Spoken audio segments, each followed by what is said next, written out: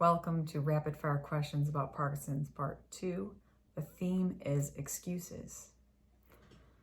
I was invited to a party with a bunch of people who do not understand Parkinson's, or at least I don't think they have any experience with it. Should I still go?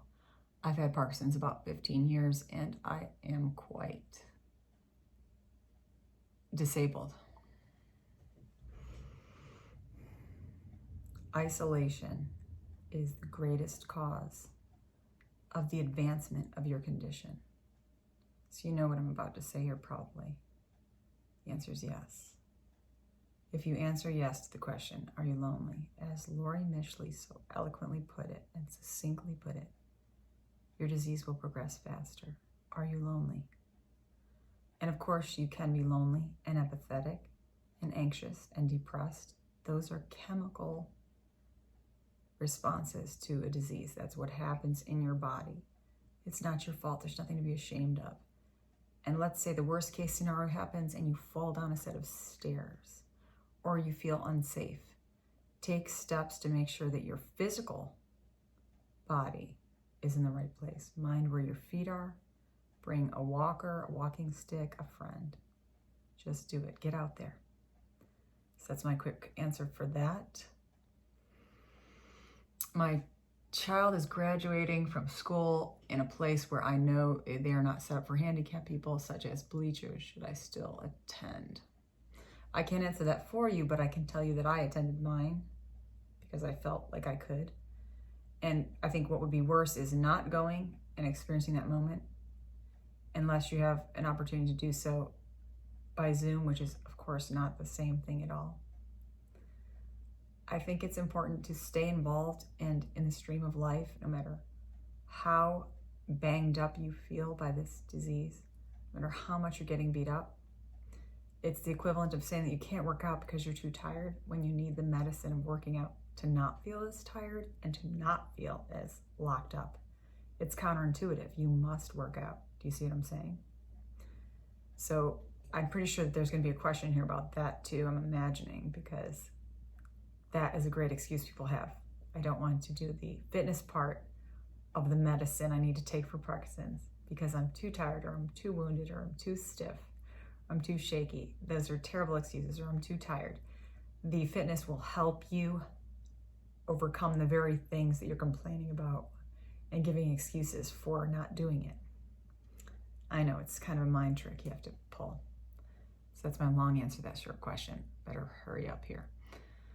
What's your favorite excuse? Oh, I've got so many. Where should I begin? That I deserve a drink? Let's pour gasoline on the fire of dopamine agonists. That's going to work out well. It'll be fun, they said. No more drinking. It's a bad idea. Especially because some of our medications cause psychosis, suspicion, depression, and anxiety already. Why would we want to make that worse? Fun in the moment, not so fun the next day. Yeah, that's enough about that. What is something that you would say is a big roadblock in relationships when it comes to Parkinson's and the excuses that we have? That you didn't, or that you expected them to read your mind, that you didn't explain or communicate well enough, because this is a hard enough disease to understand when you have it. Imagine being someone's partner or friend or coworker or child when you don't even know what's going on. The person's moods, behaviors, and level of capability is changing rapidly all the time. Disability is hard. So you have to communicate completely. There is no excuse for not communicating with your loved ones. So my excuse would have been something like, well, I have Parkinson's, you should have known that I couldn't do this or that.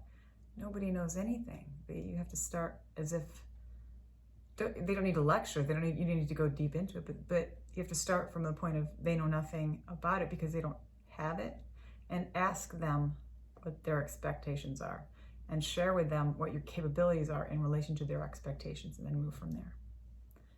Last question, because I'm trying to be rapid here. I'm not doing such a good job of that part. How can I use excuses to lessen my quality of life? Well, that's a great question. In all ways, we have excuses about everything. We have excuses about why we argue with our friends, why we were late, why we were inadequate or sloppy, or hasty or unkind. When in fact, whether it's apathy, anxiety, and fear, or depression, there is no excuse. Depression is a notorious liar to get you alone in a room, is its job. Its job is to dismantle you, make you feel less lovable, and confuse you to the point where you feel like you're unworthy and just not even worthy of respect. Don't listen to those thoughts. They're not real. That's just lies. So just make sure that you keep getting out there, that you keep going forward, that you don't allow yourself to have the excuses that halt your quality of life so completely. You do have choices with Parkinson's. You can change your med. Go see a different professional. You can ask for help. There are lots of things. You might need a lifeline, just like the game show. Do you want to call somebody? Reach for a lifeline? Ask somebody on the street? You have choices. So please don't put yourself in a position that you feel sort of without options and alone. You're never alone. Reach out. So no more excuses. Be the best version of you. Get moving every day. That's a medicine. Stay connected. That's another medicine. And then get rid of all those reasons why you can't do what you think you can do, or what you can't have because you feel you don't deserve it, because you are somehow wounded or different or disabled. Just go for it. Life is short. Do it now. Thank you for listening.